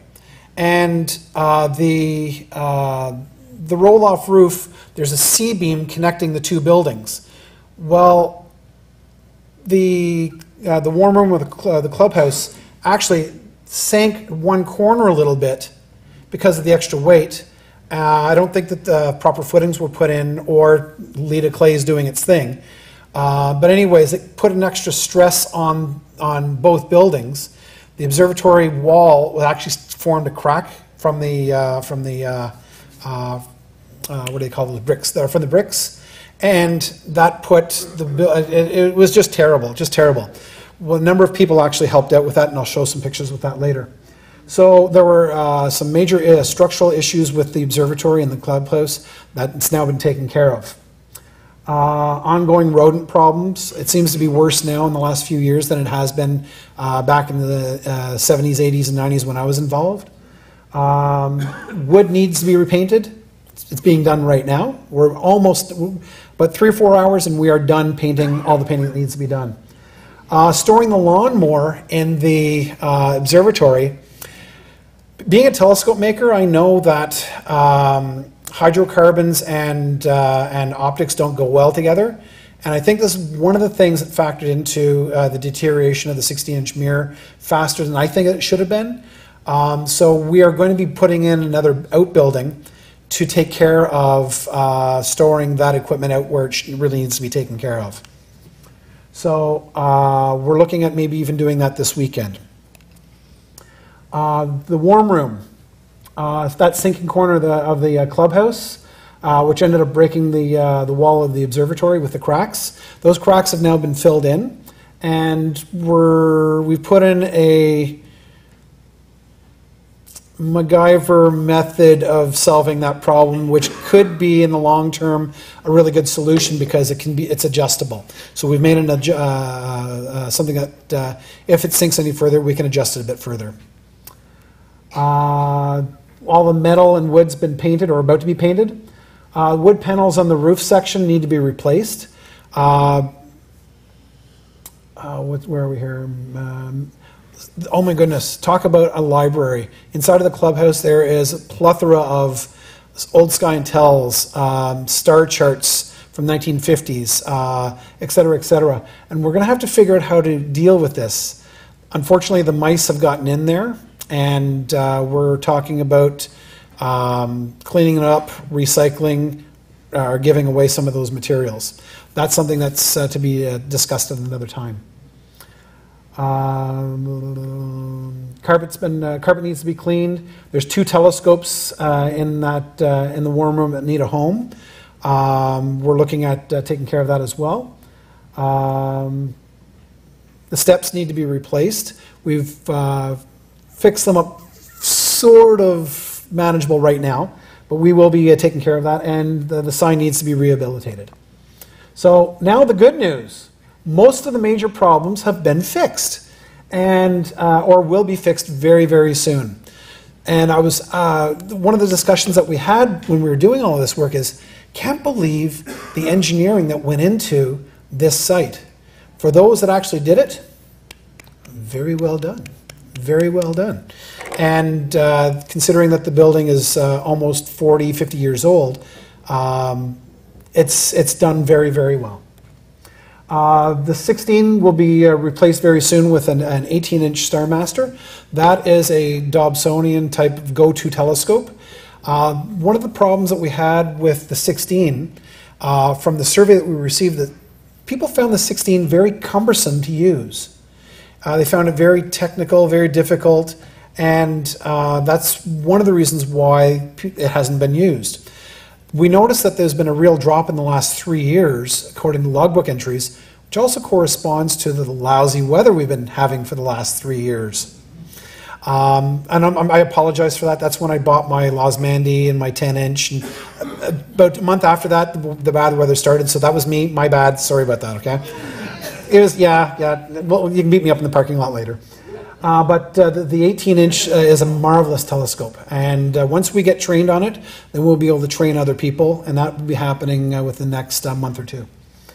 There are plans in the works for another observatory to house a C14.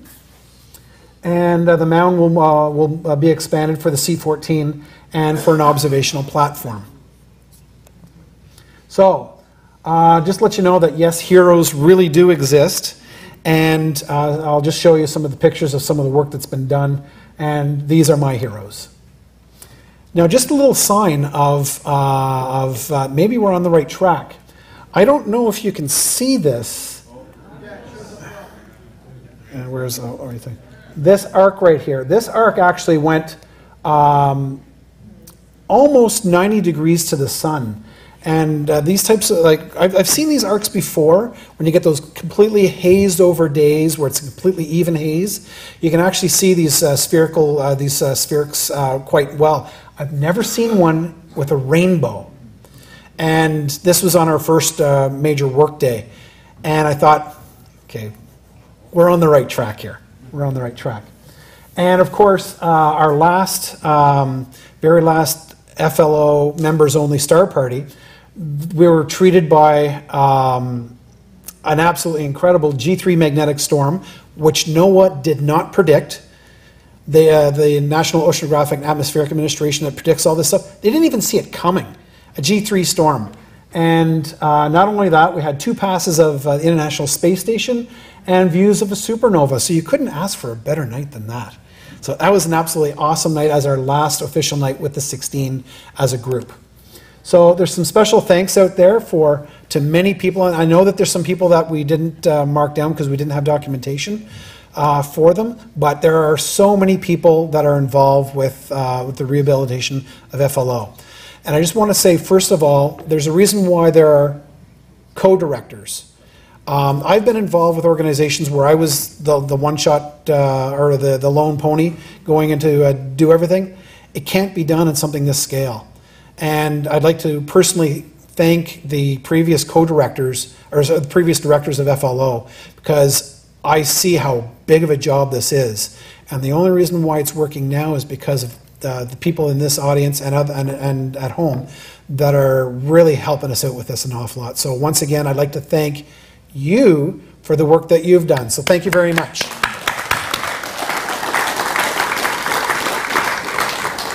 So there's important things that we need to know about things that are coming up.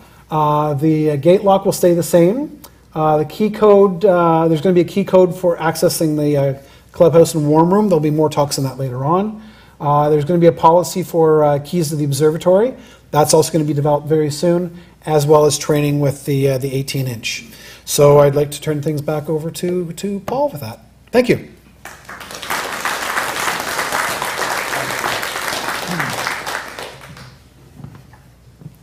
Well, thank you. That was an excellent summary. All right, moving on to the last portion of our meeting. We've got a number of observation reports tonight. So first up, actually these are the order of our presenters. So first up on deck, Gordon. Center one's advanced? Yeah, no, this one. That's Which one? advanced. the That's big it, one. yeah. And that's back, and that's laser. Okay, I think I got it. Good evening. Just one further note to David's excellent report. Excuse me. When I change the lock on the warm room, the combination will be the same as the gate for the time being. So if you get out there, if you've got a key and you get out there and the combination lock is on, it's the same as the gate. Also on the FLO, the next scheduled members only star party is for the July 22nd. And I'm going to call it as a go now, subject to change. So where are we here? There we go. Okay, so a few months ago I picked up a Mellencam Skyraider AG. That's the little one that comes with the notebook. And I picked it up mostly to augment visual observing in my late polluted Orleans backyard. And I've been quite impressed with it. So I've got a bunch of images here that I've taken with it. Now this is M51. And this was taken, this is a 14-second exposure. It was taken in Orleans. It's on with my 12-inch Dob. Okay. Sorry about that. A near comet. This was M61. This is also taken in Orleans with the Dob, and again, it's a 14-second exposure. And the purpose was to be able to do sketches from it. So there's the sketch done from that image.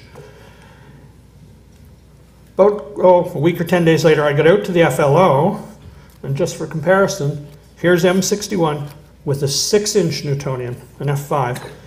This is a 30-second exposure. A lot more detail. I had the 12-inch Dob set up beside it, and I wasn't getting this detail visually.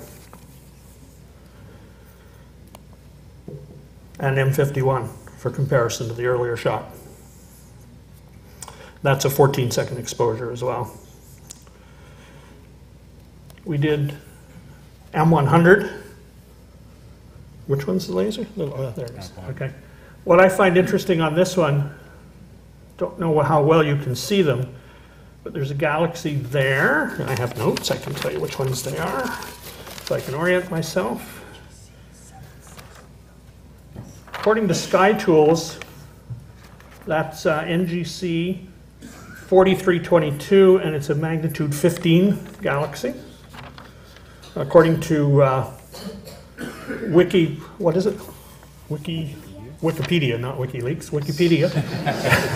It's NGC 4323, so I'm not sure which one is right, but I'll go with Sky Tools.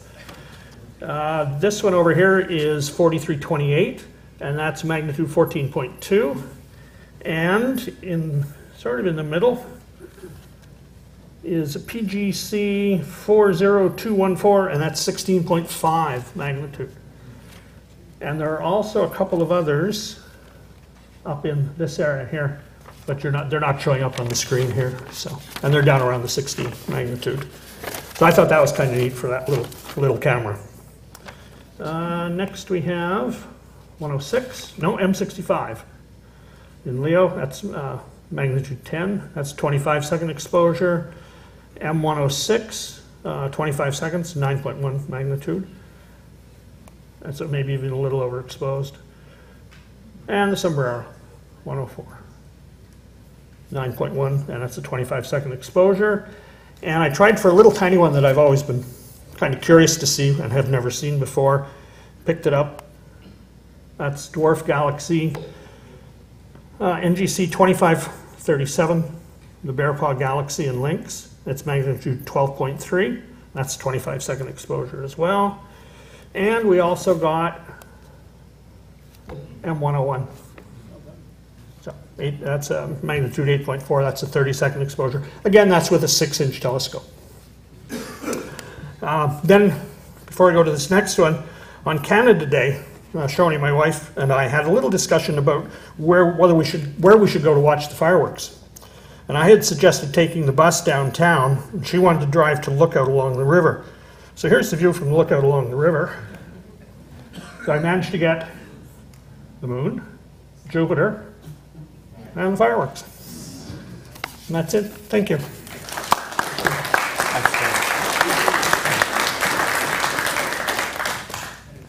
All right, next up is John. Thanks, Paul. Yeah. Okay, I've always liked doing wide field astrophotography, and just a couple of months ago I acquired a rather unique camera, which it's a 360-degree panoramic camera, and these things have only been on the market for consumers grade for less than 2 years, maybe a year and a half.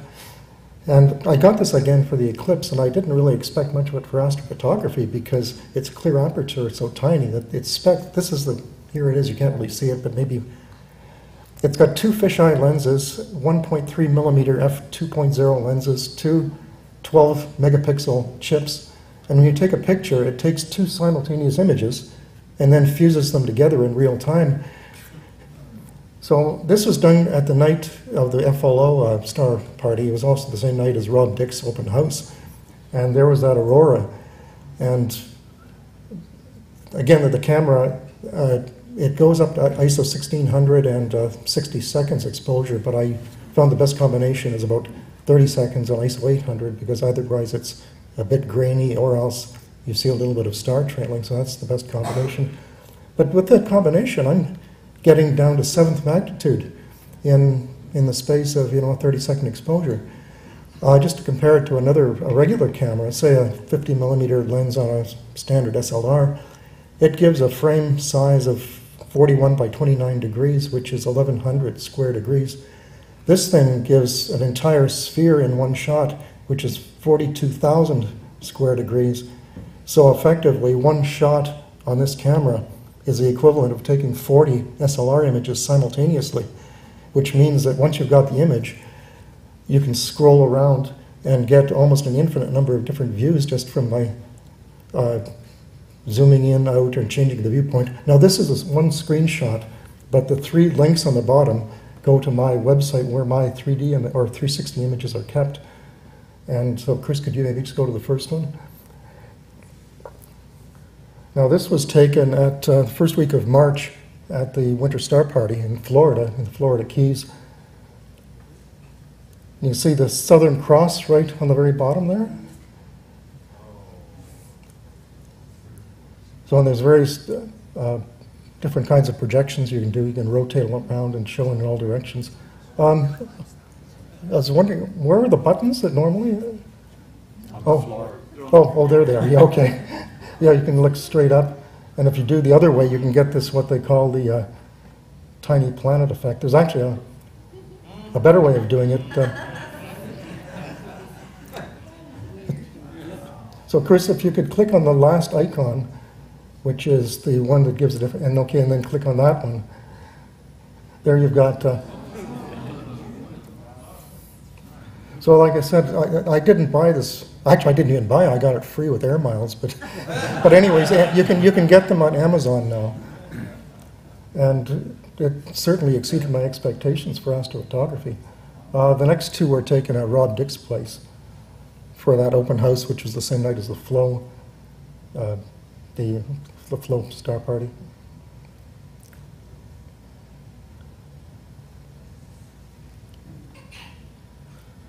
And again, like I said, that wasn't even a perfect night in terms of transparency. I would have maybe put it at 3.5 or 4 out of 5, and we're still getting to 7th magnitude there. And then you see all the nice auroral glow there. Oh, and another thing, this is the ultimate selfie camera. Since it sees everything in all directions, it's almost impossible to get yourself out of the image. What I was doing actually was I'm putting this on a tripod and then triggering it remotely with my my tablet, because you establish a Wi-Fi connection between the tablet. If you don't have to, if you don't have a tablet handy or a tripod, what I do if I don't want myself in the image, I just hold it over my head like this and snap it. That way, all it gets is my hand on the top of my head if you look straight down. John, couldn't you just go to the other side of the little planet? Yeah, I suppose so. You can see auroral patches going right down to the south. John, what's the name of the device again? It's a Ricoh made by Ricoh, and it's called a Theta S. There's actually 3 models out right now, and they're coming out with the 4th in September. The S is their top-of-the-line model right now, but they have one called an SC, which has almost the same capabilities, is almost $200 cheaper. That if I was buying one, I would get the SC model, not the S.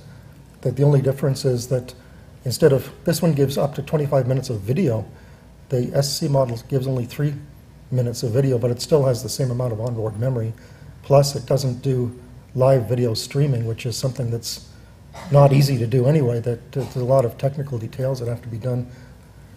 And then I guess there was one more. Oh, that's Stephen North off to the left there. Oh, no, is this the 3rd one? Yeah, okay. Yeah, okay. That's the same one we opened with, but you can see the sort of a hook of Leo above Stephen's head there, and the Big Dipper straight above the observatory, and nice auroral rays. You know, I was just this past week, it occurred to me that I could have tried at least to take some video of that aurora. It didn't even occur to me because it'll do time lapses, and it'll do 30 frame per second video as well, but which I haven't really experimented much with yet. Oops. Okay, but anyways, these are done on a laptop, but it's nice if you do it on a tablet. Also, you can use finger gestures to move around different viewpoints. But if anybody's more interested, I'd certainly be happy to talk about it. I've got my tablet here with a few more images on it. But like I say, it is a very capable camera, and it does a lot. Great. Thanks, John. Quick one from Roman. Hi, everyone. I'm just down for a quick vacation. Had a great time at the GA. I actually forgot that I sent this photo in 6 months ago. I sent in a panorama shot taken from my iPad Air from Arctic Bay, taken at around midday, solar noon, and it showed that it was basically black. In June, I traveled up again with the Court Circuit, and I took this photo from almost exactly the same spot, except that this photo is taken at 26 minutes past midnight on June the, hold on, I've got my notes here. Anyway, taken 26 minutes past midnight Eastern Daylight Time, Sunday, 11 June 2017. So it just shows that at that time, the sun, you can't see the sun itself, and it's actually behind the mountains, but you can definitely see if you look out onto the white bit over the houses, which is the bay. You can and onto the King George V mountain, which is behind the pole. You can definitely see the sun is still shining, and it's at that time of year, it's shining all the time. It's above the horizon, so I just thought it would provide a nice contrast. And it's almost due north. Yeah, it would be if it's at I guess you would call it solar midnight or midnight. It would be almost due north. That's correct. Thanks, Roman. All right, and Mr. LeMay, what do you got for us? Thanks, Paul. So this is the scene of a fierce bidding war for my telescope gear at the Winter Star Party last year. This is a time lapse of the ocean, the Gulf tide coming in throughout the time lapse, and the moon setting, and the stars all popping out. But the guys knew what I did, and they knew that in the area there was Portuguese nanowars. Apparently that week they were not that bad, but I found out the next day that, yeah, the week beforehand they were everywhere. It was a real problem. So the beginning of this is at early...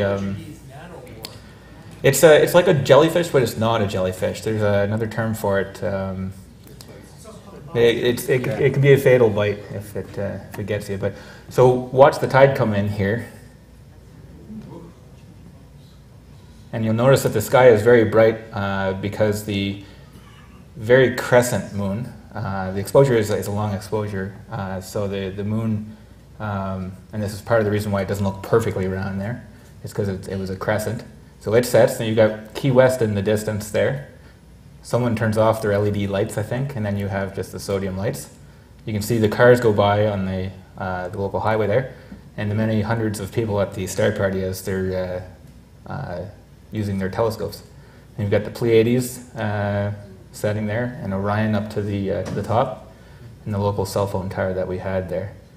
And then right now in the time lapse, this is about midnight or so. I got my bathing suit on and my water socks, waded out into about a meter of water, and retrieved the time lapse slider. And yeah, seriously, all the guys were saying, "You're gonna die out there." So I'm coming back in with the tripod, 2 tripods and the slider, and between the 2 of them, balancing as I'm stepping on all the slippery rocks down below. But I made it to shore, and here's the result. Thank you very much.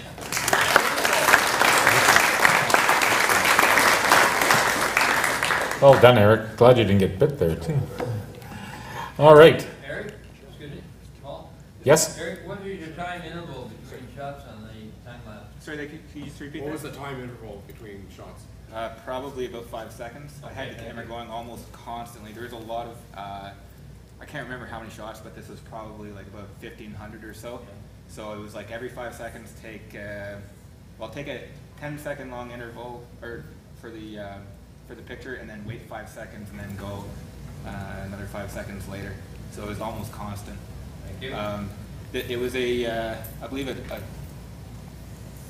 think it was the 24mm f1.4 Rokinon that I used for this, and I would have had that stopped down to f2 to give you an idea. It was probably ISO, I think it was like 800 or so, ISO 1600 the most, because the moon was very, very light, which really limits you. All right, thank you. Thanks again, Eric. Just got a couple for you myself tonight there. My turn to kvetch about rotten weather and stuff, but did manage to get a few clear nights in the last month and a half or so. So I was looking at shooting Comet Johnson, one of a number of reasonably bright comets that are gracing our skies this year. We only had clear skies to see them. This view I shot just with the 200mm lens and a 1.4 teleconverter back in the middle of May.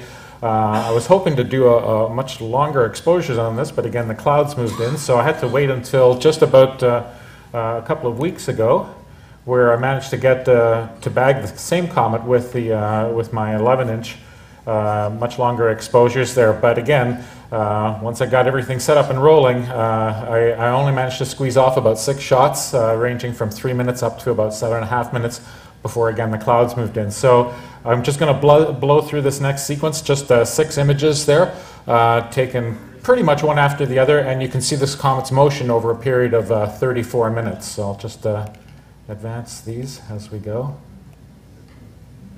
So 34 minutes. In that time span, it moved about 33,000 kilometers and was about almost 1 astronomical unit away from us. The last one, you can see there was a satellite that graced the image there as well, and within 30 seconds the clouds wiped me out for any further observations. So this comet is still visible. For those of you that are into seeing this, it's not naked eye. It's down around 7.5 or so, and it's in lower Virgo. And so when the next moonless window opens up in about 8 to 10 days, you should be able to see this, but it will be your last opportunity. It's a nice object actually through binoculars there if you're under a dark sky, and you shouldn't have too many problems finding it. So that's what I have for you this month. All right. Oh, thank you. So that's it for our observations. Just a few closing notes here in terms of our free public star parties. As you know, we hold those in the Diefen bunker. The map is there, and certainly you can access that information from our website if you're not familiar with the location, or if you're new to our meetings there. You can see that the Diefen bunker is actually there, and the library is there, and this is where we hold our observing sessions. So excellent to come out when we get clear skies. Now, yeah, are you running that one for me, Chris? Thank you. So we got wiped out in June. Pretty much, I think every night was a disaster there. So we're hoping for clear skies in July when we run our next star party, and that 14th is next Friday, primary date. And if by any weird chance it should be cloudy, then we'll shoot for we'll shoot for the 15th and the 22nd. So. Is there still the national one on the 29th? I'm sorry? Are they still doing the national one on the 29th? On the 29th? I'm not aware of that. Chris, are you aware of that? No? I can't hear the question here, but Mike's also probably best to answer. Okay. It hasn't been organized. It hasn't been organized? Okay. So we're good with these dates though, right? Okay. All right. And for those of you that have never been, they are a good outing there. And when we do get clear skies, it's a reasonably dark site there at the star party. So come on with your scopes there. And just to close off, was on Thursday. We had last night. We had an occasion at the Cube Gallery. They're Noir, I believe they call it. It's basically a public, well, it's a gathering at the Cube Gallery devoted to astronomy, and there's, believe it or not, there's a star party in the middle of town there where I was told that there was some viewing there. We did get clouds, of course, no surprise there, but we did get some viewing, and Eric gave a talk on time-lapse imaging. So well done on the Cube Gallery. I hear it was also quite well attended. All right. And yeah, I'll just flash this one up. We're still looking for folks to help us out in some of these positions. So again, if you're interested, please please let Chris or myself or Mike know. Thank you. Paul, can I speak to that for one? Yes, you certainly may, Mike. Yeah, thanks everyone. I'll be really quick about this. So the event that we just had last night, which was really successful at the Cube Gallery, was because Eric LeMay organized that event. He not only did he talk, but he also organized the folks with scopes. It was very much appreciated, and there was a terrific response from one of the co-owners of the Cube Gallery, Don Monet. So really well done, Eric. The reason why we put up this slide here is we really are we're in desperate need of an outreach coordinator, a star party coordinator, and the member event coordinator is somebody we would like to have. I'd like to put more time to that myself and less time into the outreach role. I can't emphasize enough, we really need a star party coordinator.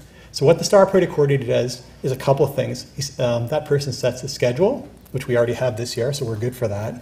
But that person also gives the go, no go, promotes the star parties, works with Gary Boyle to make sure that their media announcements have gone out.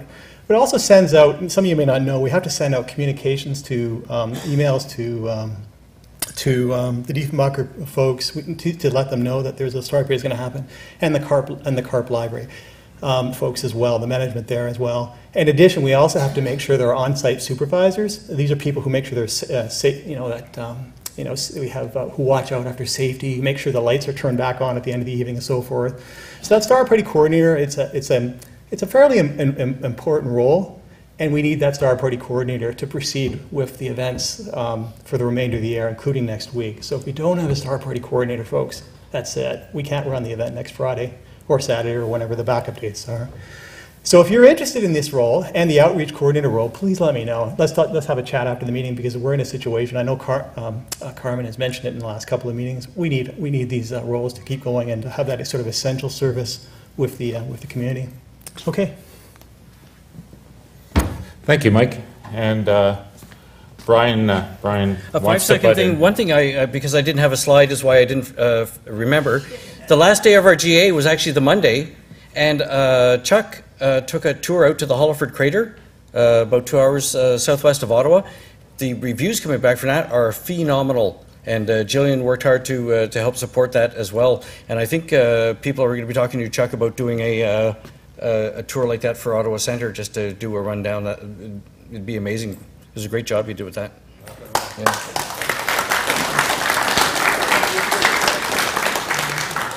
Thanks, Brian. All right, Estelle's pick of the month: 1001 Celestial Wonders to See Before You Die.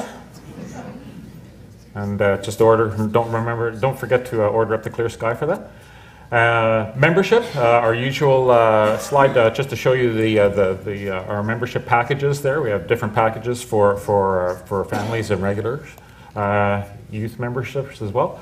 One of the benefits is our telescope loan library, our book library, and our refurbished FLO, which stay tuned. We'll have more and better pictures soon. I knew I'd do that sooner or later.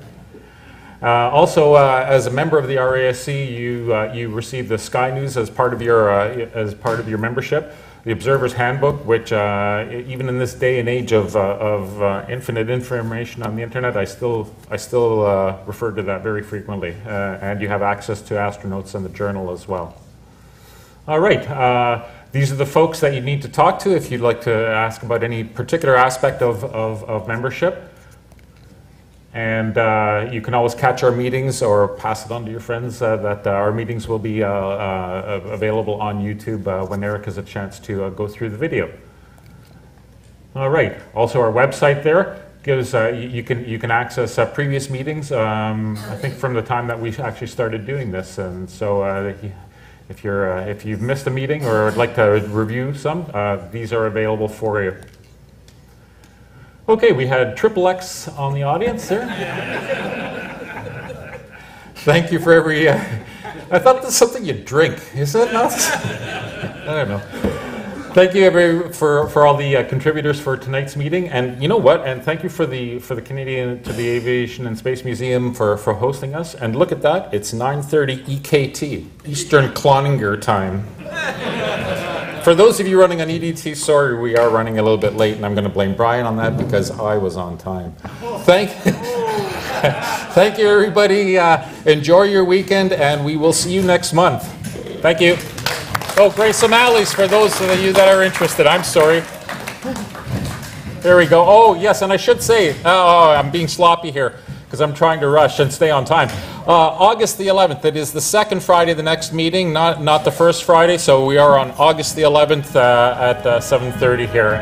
Same time, same place, all right? Take care, everybody. Enjoy. Clear skies.